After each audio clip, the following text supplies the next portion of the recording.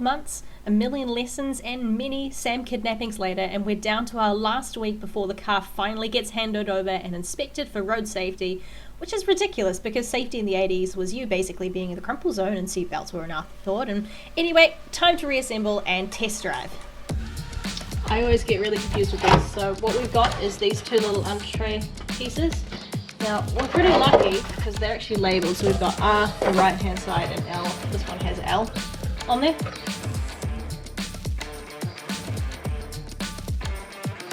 We've got two bolts up here, so they're just little threading like tapping screws. Then this is the bar, so I've managed to get this one on. This is just going to be a placeholder bolt. I will get a more sturdy one. And then this piece, the plastic, that just sits underneath the lip of this thing. And then there's a hole down there, and that's what that plastic piece lines up to. And then I think that's it. I think it is just those two pieces.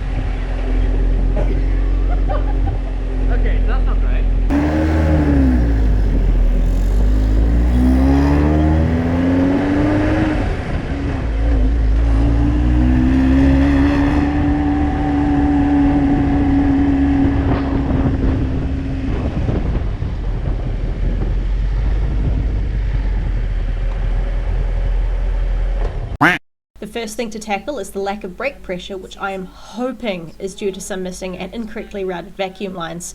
All info on this will be in the description box below for you to follow along. So, winds down, that's this pipe here, and then obviously we've got this cable and that cable running down. So I was trying to work out, okay, where does this go? And on the picture, it looks like it trails down and under like where the injectors would be. And so it should be around here somewhere, but it's not. And then I realized that this piece was actually still in the box, and I remember sitting there going, I don't know what this is for. And then I realized, shit, this obviously goes under here somewhere, and then this little hose obviously pipes in there like that. So now I've got to work out where this end goes in the car. This is the schematic that I'm using. I'll put a proper link up so you can actually see it a bit better, and there'll be a link in the description so you can have a better look. But what I'm doing, or what I've kind of realized, is that some of these plugs are potentially the wrong way around. So for example, this one here, which I suspect is this thing here, the VSV. So it looks like it has the one in the middle in between the two pieces. That goes to the fuel pressure regulator, which seems right. So it will be this one here in the middle. And that goes all the way to here, which is definitely a regulator there. So that's part of the fuel rail system. So that was fine. However, the second piece here goes across and up all the way here, which looks like it's supposed to be this little piece on the manifold bit here. And then for this other one, which it was originally this piece, but this piece we're not using anymore because it's broken. So what we've done is we've got it here, so throttle body A and B.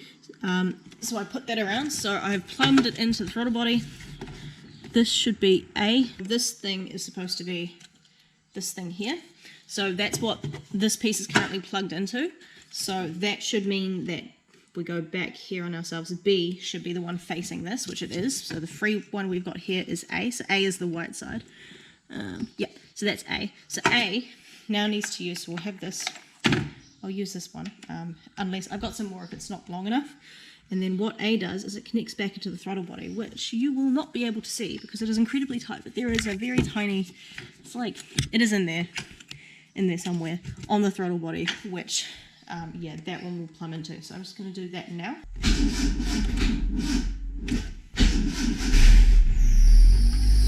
So it starts with a 2. Before it hits off, you're going to race. Oh yeah.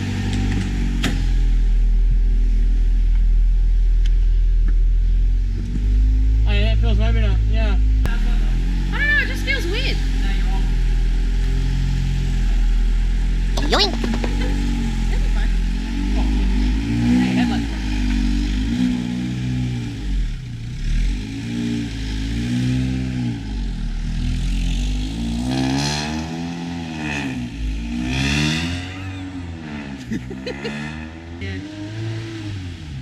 Yeah, it didn't do that before.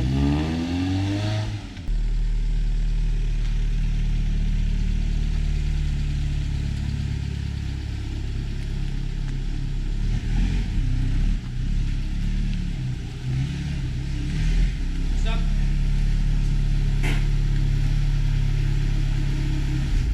Easy and soft. With the brakes now braking, time to reassemble!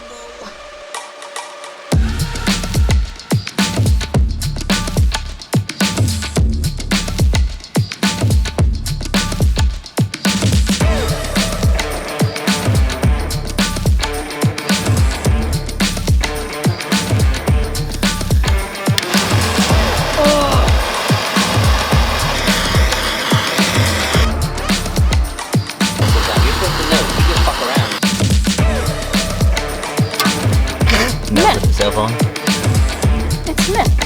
That's hot.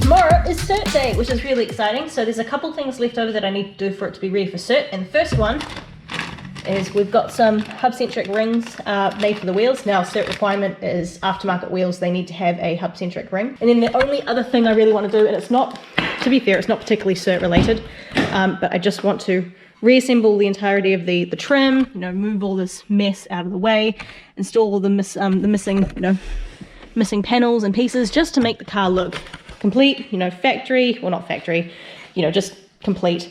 I'm not going to bother with cleaning the car because the weather forecast is meant to be basically a storm for the next week. So I'll keep it dirty. I'll probably give it a quick vacuum on the inside, but I'm not going to bother giving it a proper clean or anything like that because it's just going to get dirty again. But yeah, so that's going to be tonight's job, so let's get onto it.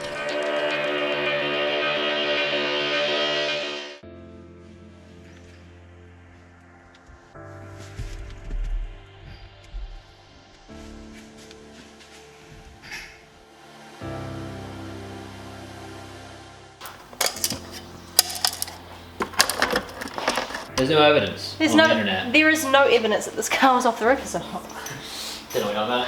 but she's done. Ish. Ish.